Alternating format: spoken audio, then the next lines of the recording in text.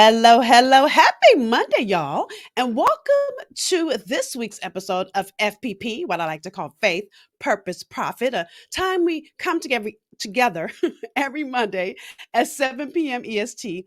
And my goal is really to connect all things with faith, purpose, and profit if you want to live as the highest and best version of who God created you to be. So, those of you that are here with me week after week, I'm sure you've noticed I'm doing things a little different. So I am from now going forward only streaming live here in my Facebook group. Why? Because I started thinking, talking to our digital media team and thinking to myself, you know what? I should really give more to you. And so Mondays at 7 p.m. EST, I will only be live here in the Brilliance Tribe. All right. So if, by the way, you've missed episodes as we are continuing, this is part 5 in a series that I started weeks ago, which is called When It's Time to Let Go of Plan A. When it's time to let go of Plan A. So I'm going to review what we've talked about thus far, and then we'll get into part 5, which is going to take a chess move. So, by the way, as you come in, say hello. Tell me where you're from. If you have questions as I share, please ask them by all means. If I step on your toes, I want to know that too. If what I'm sharing is good to you, I want to know that too. Because listen, I'm not here for me, I'm here for you. And I want to give you value. So please, by all means, while you're here, let's have a dialogue, even though all I can do is see your comments here on the screen. All right. All right. So, again, we're continuing in a series I started weeks ago called When It's Time to Let Go of Plan A. And really, this year, what those of you that don't know this, at the end of every year, let me apologize, by the way, for every time I cough, my allergies are kicking my butt today. So, at the end of every year, I sit in quiet contemplation, really praying and asking God, what will be my focus? What do you want me to focus on, Lord, for next year? And really, what He began to show me is 2023 is our year to level up. And this is something I talk about with my clients all the time. But this year, like never before, we have an opportunity to really level up as we are coming out of COVID or out of it. Some would say, but I think coming out of it because we keep hearing new, different strains of it is still coming out. And now we find a new normal. And so, as you find a new normal, my question to you is as you were sitting in COVID, we had a lot of time to ourselves, especially in 2020. What did you realize about your career? What revelations did you have that require you to let go of plan A? Plan A might have been great when you started your career, but God always has more for you to do. And many of you are done with plan A, and God has been stirring up in your spirit another level of your gift. And so, if that's you, I'm talking to you. If it hasn't happened, it will.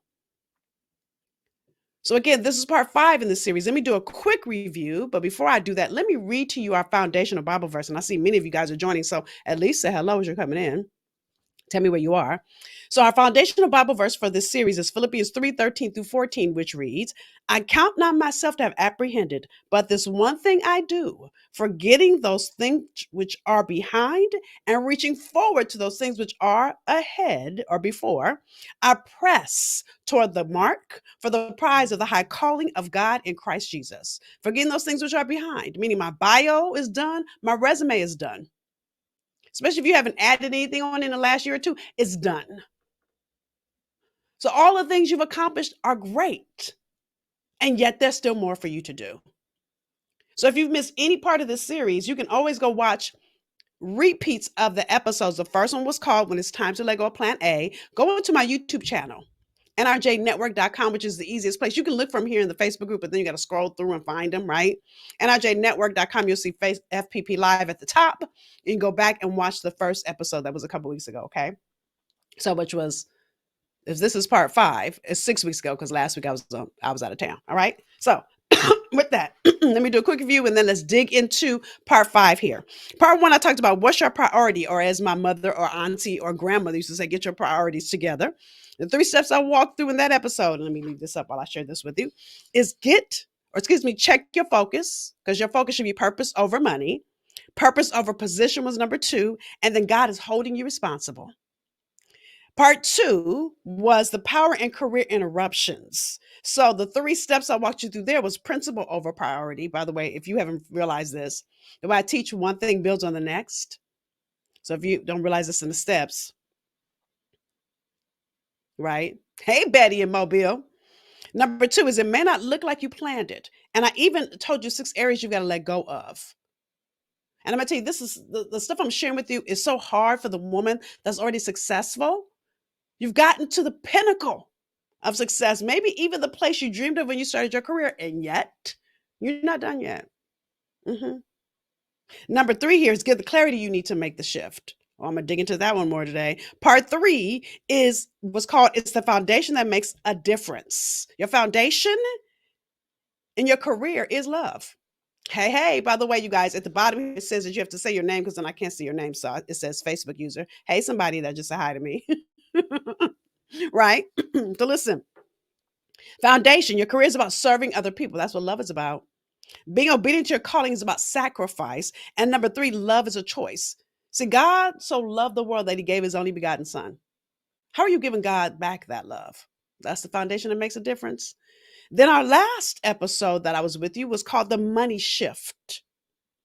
And as part one here, as you reflect on your financial perspective, I call this your bankroll zip code. I went in on that. I even gave you a bankroll mindset quiz live while we were together. The number two, money is energy. And number three, pursue purpose over money. Now, I said this twice. Why? Because what I see so many people do is they want this title, they want to, they aspire to this certain role, which is great. There's nowhere in the Bible that healthy ambition is condemned. Nowhere. It's when your ambition is for the wrong reasons. Mhm. Now, as we talk about this fifth part in this series, I really want you to get this. The one thing I haven't really talked about is strategy. And the thing I think is so interesting is as we are on the dawn of what many call the Great Resignation, if you guys haven't heard about that, statistic after statistic in 2022 talked about the millions of people that left their jobs. I believe that's because as we had time during COVID to sit with ourselves, many of you had the realization that you were in a job that just no longer fits. It might have been a great fit when you started your career, but you've outgrown it. That's like me trying to wear my jeans that I had when I was in my 20s. Yeah, I probably can't even get one of those up my thighs in my 30s for that matter. There comes a time when your gift has grown past that. It's like Venus and Serena still trying to play the way they played on the Compton courts, their tennis game. You know, even today in my Facebook, in my social media, I posted a quote that said, did I post it here somewhere? I posted a quote that said, I got to look it up. I got to read it. It was so good. Did you guys see my post this morning? I'm going to pull it up real quick. I posted it here in this group about Kobe Bryant. I saw this quote. I was reading this book. I was like, oh my God, I have to share it. The quote said this: I was blessed with talent, but worked like I had none. I was blessed with talent, but worked like I had none. That's what made Kobe Bryant so great. But at the same time, there came a time we had to up level his own game or he would have been outplayed. I believe that's what happened in the middle of COVID is people began to realize that this job just no longer fits me. The thing I think is so interesting is I was reading an article in Forbes. The article in Forbes was called Cost of the Great Resignation Starting to Add Up. So whereas 2021 into 2021, at the beginning of 2022, even mid 2022, there were people leaving their jobs by thousands, millions. But now that we're in 2023, the article said this: many of the inordinately high number of job switchers realize they have made a mistake or a less than optimal decision. You know why? Because they left their job without strategy. Sure, that job may no longer be the right job for you, but you can't just do whatever, whenever, however. God is a strategic God. He gave you gifts and talents on purpose for purpose. And when you're not strategic with how you use what God gave you, you're going to be actually in a place that gives you less meaning than the job you left. So that's what I talk about when I say it's going to take a chess move. Listen, when I think of the game of chess, the first thing I think about is strategy. Now, I'm gonna be honest with you, I can't play chess. But one of my favorite movies in COVID, or not movies, it was a series, The Queen's Gambit. How many of you guys saw that series? I'm not going to talk about it, so I don't need to give you a spoiler alert. I'm going to tell you a couple of things about it, but it won't mess you up if you haven't seen it. Again, it's called The Queen's Gambit. So the series was about a girl who was an orphan who learned how to play chess. And if chess is a game of strategy, she would have already been counted out because of who she was. So before I start to walk you through, now listen, I'm gonna be honest with you. I thought this was gonna be our last part of this conversation, but this is a two-parter. So this episode and next episode is a two-parter. Why? Because here's what I want you to get. My clients hear me say this all the time. I know I have did that. But if you're going to transition into your next level, if you're going to go after living the highest and best version of who God created you to be, you've got to know that you've got to have what I call the be, do, have formula at play. So many people go after what do I need to do? What do I need to do? What do I need to do? That they leave out their being. And your being is the most important part of the equation. Mhm. So for this part, I'm going to focus on being and who you need to be and how you need to be. And then in next week's conversation, I'll talk to you about what you need to do because you need both. You need the being and the doing so you can have the abundantly above all that God purposed for you. Not only that, but you have gifts and talents in you that are tied to a group of people that need you. So, yes, you have marketplace ministry, whether you have a business or you are working in a career, every business that has been created was created as an answer. Nike, an answer. My iPhone, which is sitting right here, an answer. Even Pellegrino is an answer for people that like sparkly drinks that don't have any, that shouldn't be drinking soda. That's me. Right? So, I really need you guys to get this. Every business was created as an answer. If you're really going to live out the purpose, the calling, the gifts, the DNA, the distinct natural ability that God placed in you, you got to have being and doing. Okay. So let's talk about your being. Let's look at your being. So I'm going to walk you through the 5 lessons that I learned watching Queen's Gambit. Again, if you didn't see the series, I'm suggesting you go see it because it was really good. Right. So number 1, don't discount who you are. And really, like I say, don't settle. Now, again, Beth, that's the main character's name, was an orphan. Do you know who taught her how to play chess? The janitor in the orphanage. So she's already counted out in a field, just like Venus and Serena learned to play tennis in Compton. And tennis is an elite white man's game. I said it. Just like chess is too. And here she is, an orphaned in an orphanage. So many of you discount that thing that God has rumbling inside of you next because you start to feel like, how could I dare want that? Some of you might want to work in a whole different division, whole different. Listen, I remember I had a client that worked at a Fortune 500 bank and she hated her job. She loved working for that bank. I'm not going to say the name of the bank, but she hated her job. Do you know why she hated her job? She was in the wrong role. And many times, people like her that I meet will stay because perception says to stay. She was settling on what everybody else says she should do instead of getting clear on what God said she should do. And when you have this desire for more, I believe that's God rumbling up into your spirit. Listen, Beth's biological mother said this in the movie, this quote. She said, "It takes a strong woman to stand by herself in a world where people will settle for anything just to say they have something." I'm going to say that one more time. I need you to get this. It takes a strong woman to stand by herself in a world where people will settle for anything just to say they have something. See, Beth was standing by herself. Her friends criticized her. You know, if you guys watch the series, the first meet, she didn't even know how to do it. We'll talk about that in a minute. But yet and still, she kept going no matter what. Number 2, listen. Oh, let me say, back up. Let me say this. What she really did was she made sure she had strategy. That's to me what differentiated her. Again, I'm going to dig in that more. But what she did was she sought to be excellent. She didn't care about what everybody else looked like. She didn't care about what the game said she should or shouldn't be. She didn't care about how people were looking at her. And anytime I say go after excellence and not perfection, because perfection would keep you stuck. I'm going to talk about this in a second. I think that's my second step, and it is. So I'm blending into my second step. But listen, another one of my favorite quotes from, listen, I love movies, y'all. Those of you that don't know, my undergrad degree is TV and film. So I love a good TV show. I love films. Maddie Moss Clark, and the Clark Sisters movie. Google it, VH1. That was also, I think I saw that in COVID too. She said, "We don't do easy in this house. We do excellent." That's what Beth makes me think of. Even Kobe Bryant, we don't do easy. We do excellent. Listen, when Kobe Bryant got drafted as a high school, I think he was a senior, He got drafted to the Lakers, and his first game, he bombed miserably.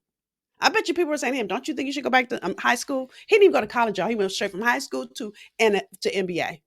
I know people are like, "You need to take your butt and go play college ball. You doing way too much." You know what he did? He leveled up.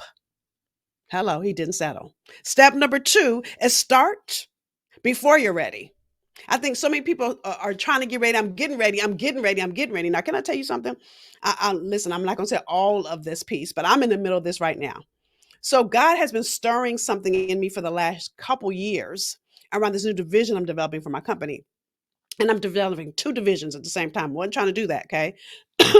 So this second division, I said, "Oh, let me get division A done, and then I'll come back and do division B." Well, God has dropped some people in my path that are making division B happen right now. And I said to my partner in division B, "Listen, I'm not going to even, we ain't going to be ready. We're going to jump in and just figure it out as we go." And I said that because here's the thing you got to get. And I say this to my clients all the time. Your you might feel like you're at, let's say, 60%. And if you guys remember it back in school, 60% was a D, right? Well, the people that need you are at 10%. So your D is way ahead of theirs. Your 60% is way ahead of their 10%. And so when you hold up trying to be perfect, the right time, and all the things you need to know first, you're holding up somebody's answered prayer. You're holding up being the answer somebody needs right now. So the thing I love about Beth is she was a great example of on the job training.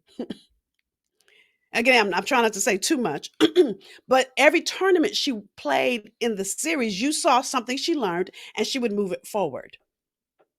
Perfect example of on the job training. And then she was watching what other people did, learned and moved it forward. I'm trying not to say too much for those of you that didn't watch it, but listen, stop waiting for the perfect moment. Now is the perfect moment.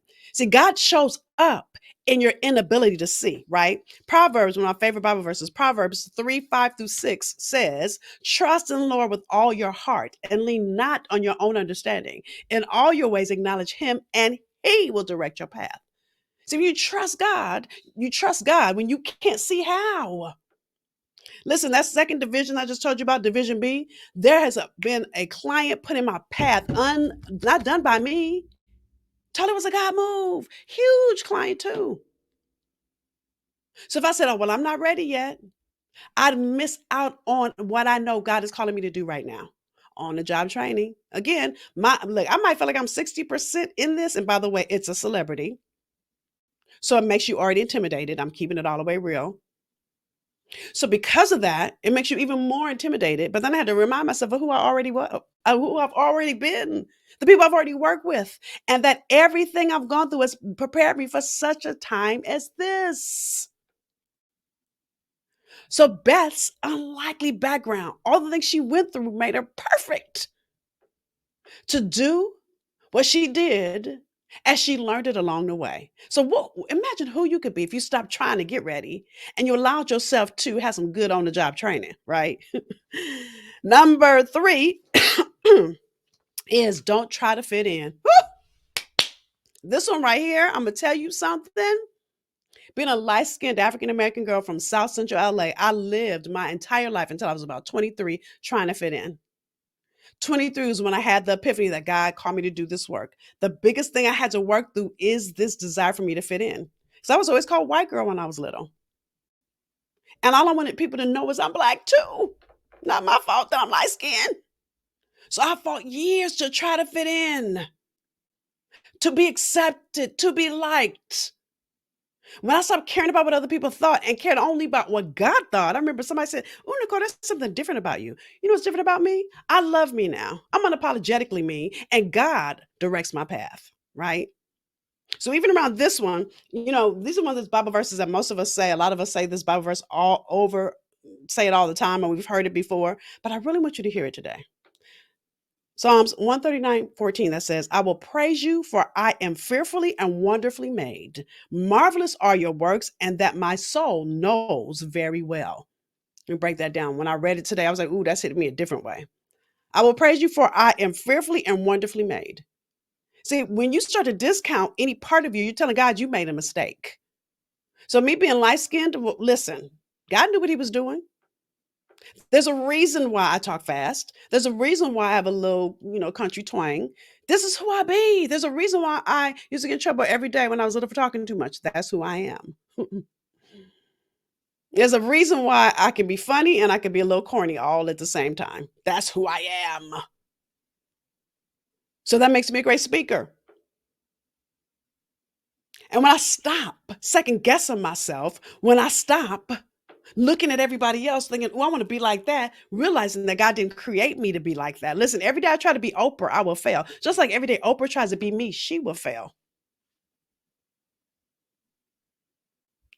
See, God was intentional. I'm fearfully and wonderfully made. Then the second part says, marvelous are your works, and that my soul knows well. The reason I didn't love myself and my soul didn't know myself. Listen, I remember when God called me in 1993, I felt like I had a hole in my soul. That hole was the hole that I didn't know me. That I spent years trying to fit in, years trying to run after perception and what other people would deem successful. And I didn't stop long enough to look at what God was stirring up in my soul. So fitting in means you're usually trying to either be a version of you that somebody else has written for you, that you've given somebody else a pen to define or to write the definition that defines your life. You're giving somebody else that pen instead of letting God be the author and finisher. So fitting in means you don't get to stand out, and God didn't create any of us to fit in. Listen, I'm allergic to average. One of my favorite quotes, second favorite quote is deliberate mediocrity is a sin. And when you're trying to fit in, you're deliberately being mediocre. And God created you to be excellent, phenomenal. So what I realize is when people say things to me like, who do you think you are? What I'm doing is consciously giving them permission to shine. Not my problem if they're not ready. And many of you, I know you're dealing with that because when that happens, I know for me, I begin to dim my light because people started saying, "Oh, well, you're doing too much." Yeah, I'm probably doing too much for you. That's okay. I remember I was on a Facebook Live once and a woman said, "Oh, you're a lot." I said, "I am probably for you, and that's okay." And people are like, "Oh, Nicole, you're funny." No, that's real. I am a lot for some people, and some people think I'm funny, and some people think I'm good, and some people think I'm not, and it's okay. I'm not meant to serve everybody, just like you aren't. But when you don't begin to let people see you, listen, another one of my favorite Bible verses, Matthew 5:16. Let your light so shine among men and women, and they may see your good works and glorify your Father in heaven. By the way, that's why I call this the Brilliance Tribe here in my Facebook group, because my goal is that you shine so bright that you can hand somebody a pair of shades because they can't take all that light. And it's when you shine that light that I believe we make God proud. So stop trying to fit in and be the one true, only made version of you that God created you to be. Number 4 is be committed to mastery. Listen, I said this a minute ago when I read that Kobe Bryant quote, I was blessed with talent, but worked like I had none. See what and y'all that are around me, I say this all the time. Your purpose matriculates. God never intended for us to live on one level. So when you're done with this level, there's more. And so when you feel like there's some rumbling in you for a transition, you got to let go of the plan you had to go after the plan that God has, which means you got to be committed to continue to master yourself, your gifts, your skills, who you be. And then last but not least, number 5 is realize you don't have every answer. You don't. So when I go back to the fact that I am now working on 2 separate divisions of my business, right? Many of you know that for the last, for the last 30 years, I've been working. 30. Am I saying 30? Jesus, how old am I? But for the last 30 years, I have been really understanding and growing my purpose as I started my business. And the majority of that time, I have been holding the space for successful women to grow and start their businesses. Still going to do that. We'll always do that. Unless God says something different. But I'm clear that that's the first transition that God has called me to. The second transition is in corporate. And the third transition is sports and entertainment. I said it out loud. And so I want you to understand this, that in order for me to get the next 2 divisions in order, I've got to be coached. I've never in my life worked in corporate. Have I had corporate clients? Yes, because my gift is transition and transformation. I don't have to have worked where you work in order to do it. But listen, I do have to understand how corporate works for me to get in there and get more clients. Do y'all see the difference? I don't need to fit in. Corporate doesn't need any more corporate. So you ain't gonna never see me with a blue or a gray suit looking all stuffy, and that ain't who I am. If I do have on a blue suit, but trust me, I'm having some bad shoes. If look, depending on when you see me, because if they hurt, then I'll have on my flats. But anyway, y'all get what I'm saying to you? So I'm not trying to become like any of those systems, but I need to understand the system. We'll talk about strategy next week, but I need you to really understand this and check in with your being. Listen, there's a Bible verse connected here too. Romans 12, 3, 12, 1 through 2, good for you to look at too, because it talks about transforming your mind. Many of us conform, and God is looking for you to transform. That's what happens on these new levels, y'all. Right? So Romans 12, 3 says, "For I say, through the grace given to me, to everyone who was among you, not to think of himself or herself more highly than she ought to, but to think soberly as God has dealt to each one a measure of faith." See, what happens is, I know about y'all, but the reason, those of you that have heard my story, my business failed for years, is I was feeling myself. You know, I had been an adjunct professor at the time. And listen, I've never applied to teach at USC. I got offered the job. When I moved from LA to Boston, the dean from the school at USC called the dean in Boston, and I got another phone call. So I was kind of feeling myself. I never applied for either one of those jobs. And here I was, an adjunct professor, little black girl from South Central LA, who should have been. My life should have been defined by jail, drugs, or drive-by shootings. Not only do I have an advanced degree, hello somebody, but now I'm teaching. And I want but two prestigious universities. And I applied for neither role, feeling myself. But God also wasn't done with me. Feeling myself, and yet my business was failing. Feeling myself, and yet I didn't even know how to do this thing that I do now on a new level. And so, as I'm growing these next two divisions in my own business, I've leveled up. My question to you is, how will you get the help you need? And so, here's my homework for you between this episode and the next. And if any of this is good, y'all, I want to hear from you, right? Tell me, ooh, this is good. Tell me what value you got out of today as I wrap up. I'm always committed to be here for 30 minutes because y'all are busy.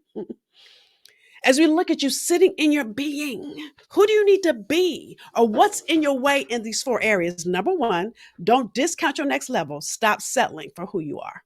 There's more for you. Number two, start before you're ready. Stop saying, I'm getting ready, I'm getting ready, I'm getting ready. There will be no perfect time. Number three, stop trying to fit in, because you're not going to, right? Number four, be committed to mastery. What way do you need to grow you? What way do you need to grow you? And then number five, realize that you don't have every answer. So get some help. Listen, if God intended for you to be here, or if God intended for you to have every answer, you'd have been here by yourself. Right? I saw a t-shirt recently that said, you need Jesus and therapy. Hello, somebody. Right? You also need Jesus and strategy. And so we'll talk more about it. But before I pour in strategy, I want you to check in on your being. Let me put this up again. I want you to check in on your being. Check in on these five areas I just walked you through. The discount. Are you discounting yourself? Are you trying to get ready instead of just jumping in? Look, by the way, look, have you guys back in the day when you played double dutch? Remember this? You've been trying to get in a double dutch. Do you know there was never a good time to jump in a double dutch? You just had to jump in. Never a good time. Just jump. What I'm saying to you is never a perfect time. Perfect will always be your excuse. And you'll look up, it'll be 10, 15, 20 years down the road, and you will have never started the thing that you know, like you know, in your spirit, in your soul, you are meant to do. So get the help you need. That's number five, right? Stop trying to fit in. And number four, be committed to master you at a new level. That's the thing I love when I watch people like Venus and Serena, Kobe, even Beyonce, my girl, is that you think she'd been good enough with Coachella, but then Lemonade came out, or I might be saying it backwards, right? The thing I love about her, she's not even worried about anybody else. She's not comparing herself to anybody else. She's comparing herself to herself and challenging her own self to get on the next level. So what will you do to take yourself to do what you do on the next level? Will it be scary? Yes. But that's where we get to trust God. That's where God does his best work. We trust him in the face of fear. All right? So listen, it's always my honor and privilege to be here with you every Monday, 7 p.m. Again, I'm going to start just being here live in the Facebook group. Those of you that come in the Facebook group, the first thing you got to do is you'll see somewhere here that you got to tell me your name. So I see you guys are making great comments, but I can't see who you are. So it says stuff like this. Look, You were helping me tonight. It just says Facebook user, right? This info is what I need. I'm going to take action. Yes. And tell us what action you're going to take, right? And by the way, if those of you that know that you know that I am your coach and you've known it, send me an inbox message. Because listen, don't wait. It's not going to be a perfect time. Don't wait until I make an offer. If you know you need to send an inbox message and let us figure out how we can support you. All right. So, with that said, I'm over my 30-minute time that I usually give myself. It's always my honor and privilege to coach you, to teach you here in the Bridge Tribe on my FPP Live. I'll see you next Monday. We're going to dig further into this same topic. I'm going to talk about doing. We talked about being. I want you to check on your being. I want you to really stop. Hey, Chris from ATL, right? I want you to really stop and take time to sit with you and see where your being might be off so that you can get yourself in alignment for all that God has in store with you. All right. So with that said, y'all have a good rest of your day. I'll see you next week. Bye, y'all.